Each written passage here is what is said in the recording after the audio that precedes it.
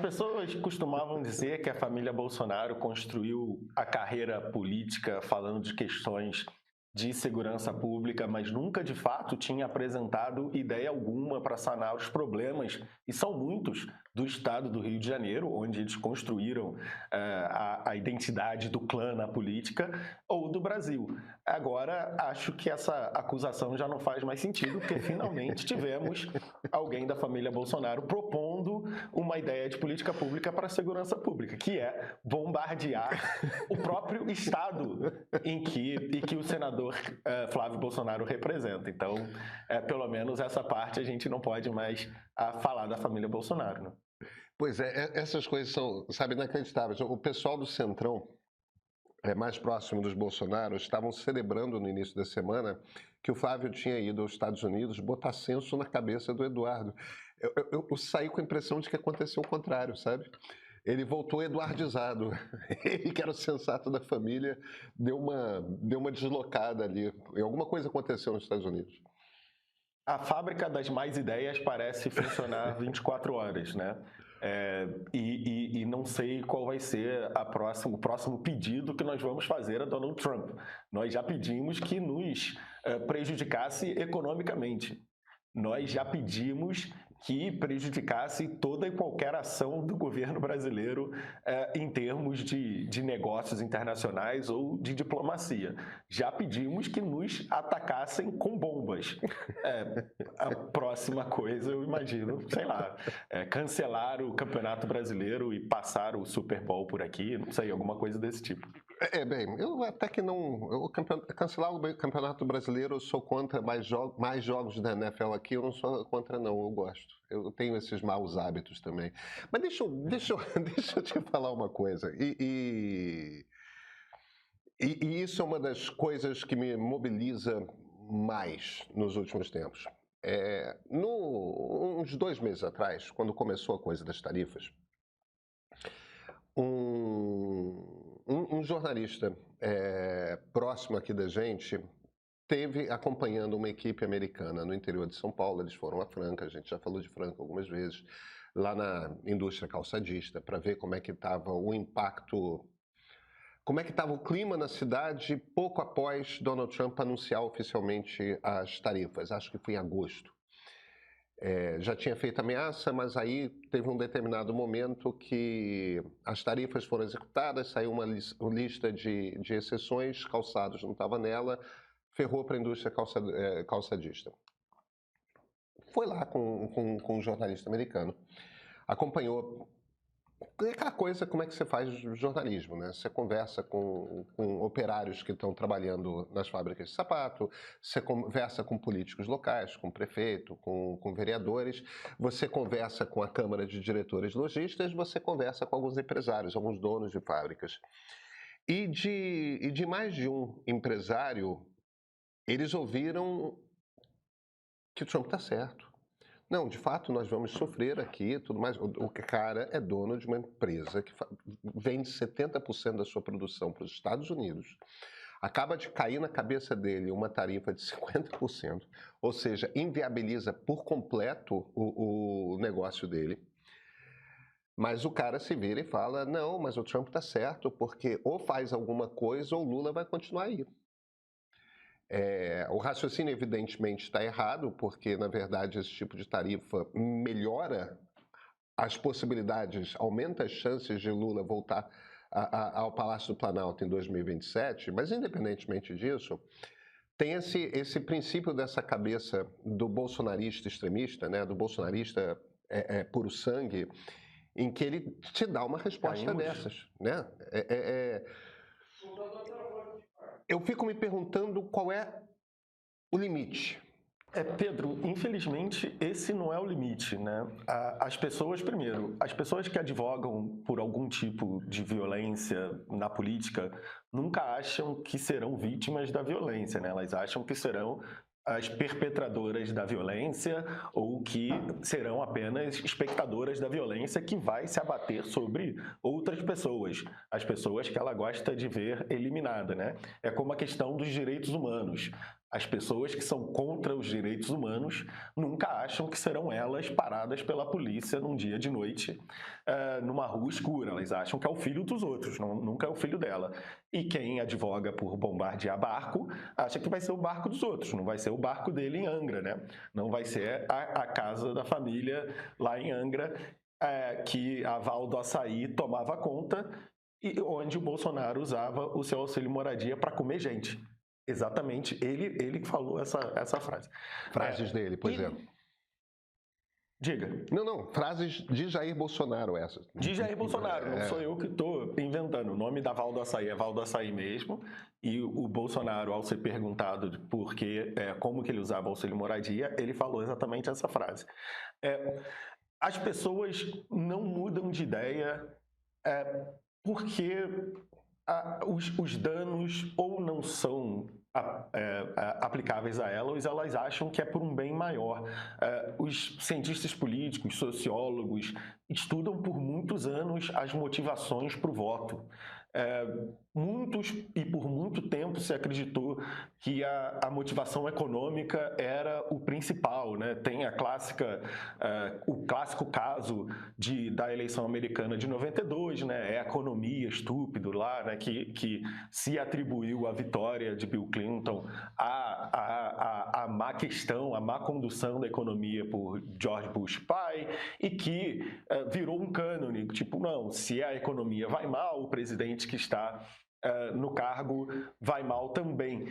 Mas a questão é muito mais complexa do que essa, porque ela presume que o eleitor é racional. E nos anos desde então, há muitos estudos que mostram que as pessoas se movem por várias outras coisas. E acho que nos últimos anos, com as redes sociais, com a incorporação do posicionamento político como parte da identidade das pessoas, a gente no Brasil tem muita questão do time de futebol incorporado à personalidade da pessoa, à identidade. Você conhece os teus amigos, você sabe qual é o time de todo mundo, é meio parte de quem seus amigos são, da tua relação com eles. E, de repente, nos últimos anos, e é um fenômeno muito recente, a gente passou a saber quais são as posições políticas dos nossos amigos. Meus amigos são de direita ou de esquerda, e antes era uma questão razoavelmente irrelevante. O que isso quer dizer? Quer dizer que as pessoas estão incorporando a questão política a valores que são meio que imutáveis. Por mais que você me prove que a minha fábrica vai sofrer, que eu vou ter um impacto econômico decorrente dessa ação, eu ainda vou encontrar uma forma de justificar para você de uma maneira de como que isso, no final das contas, vai acabar sendo benéfico para mim, porque quem está fazendo isso é alguém que eu gosto. E da mesma forma, se alguém que eu não gosto está fazendo uma coisa que me beneficie, eu vou encontrar uma forma de explicar essa ação de uma maneira que não, no fundo, o que esse cara está de fato fazendo é uma outra coisa. Então, os políticos sempre aconteceram, né? Os políticos sempre foram mestres da manipulação das emoções, mas por meio das redes sociais, eles casaram a questão da identidade com uma coisa tribal que faz com que as fidelidades fiquem quase que imutáveis. Em 2016, o Donald Trump deu uma declaração que disse: os meus apoiadores são tão fiéis que eu posso matar uma pessoa na Quinta Avenida e ainda assim elas votarão em mim. E é exatamente isso. A gente não precisa ir muito longe, cada um que está nos assistindo pode pensar em alguma coisa absurda que o Lula ou o Bolsonaro tenha dito e a gente pode discutir se eles perderam votos ou não. Não perderam. As pessoas que mudam de opinião estão na margem e, infelizmente, os políticos podem advogar pelas coisas mais bizarras hoje, nesse momento, que aqueles que têm uma conexão arraigada, forte com os seus eleitores, não vão sofrer muito. A galera que está, aqueles 30% de um lado, 30% para o outro, estão mais ou menos ali, e porque é muito mais do que o cálculo econômico, é muito mais do que a possibilidade de obter alguma vantagem, é parte de quem eles são. É como, se meu time for rebaixado, eu não vou mudar de time. Então, se o Lula falar uma besteira, ou se o Bolsonaro falar uma besteira, tudo bem, a gente ignora, porque no esquema geral das coisas, o importante é estar do lado certo, que eles, de alguma forma, representam. Você sabe que tem dois comentários. O primeiro, voltando à questão do bombardeio dos barcos. O governo americano mudou a sua praxe quando faz esse tipo de bombardeio. Em geral, você fazia um tipo de bombardeio desses, viu lá o barco, mandou um míssil, mandou uma bomba, o que for, barco afundou, aí você vai lá e você vê se tem sobreviventes, você recolhe os sobreviventes, e esses sobreviventes eram levados para uma base militar americana na costa americana. Não está acontecendo mais isso. Eles mudaram a ação deles e o que eles fazem eles devolvem para o país de onde o barco é. Devolvem para a Colômbia, devolvem para lugar X, Y, Z. E por que eles estão fazendo isso? O consenso hoje entre políticos e na imprensa americana é porque deve ter pescador lá no meio. Nem todos os barcos que eles estão abatendo são barcos de tráfico de drogas. A inteligência não tem essa qualidade toda. Tem barco de pesca que está sendo abatido. É uma operação, assim, muito agressiva. É uma operação de loucos, entendeu? O governo americano decidiu, meio que aleatoriamente, sair abatendo barcos no Caribe. E agora, também na costa pacífica, né? Barcos saindo da Colômbia. Então, é um troço bem maluco, bem fora da caixa. Não acho que vai acontecer com o Brasil por um comentário que a Adriana Fernandes fez na coluna dela. Na verdade, fez num programa ela é colunista de política do Valor Econômico, né? E ela fez esse comentário na Globo News, que é quando o Eduardo Bolsonaro e o Paulo Figueiredo foram lá no Departamento de Estado tentar impedir que a conversa entre o Marco Rubio e Mauro Vieira fosse boa, o que eles ouviram do sub foi: olha, eu sinto muito, a gente queria ajudar vocês, mas a gente não pode deixar que a China entre no Brasil. E é isso. Business as usual.